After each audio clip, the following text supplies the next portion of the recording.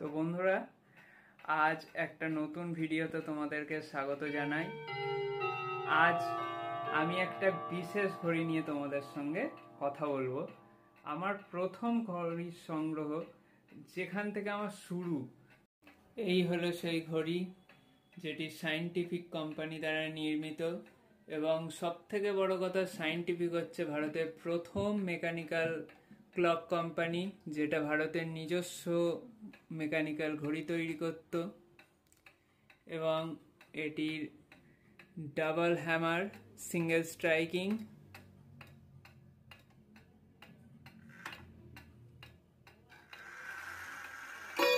এই half and our striking হলো, এবং ফুল স্ট্রাইকিং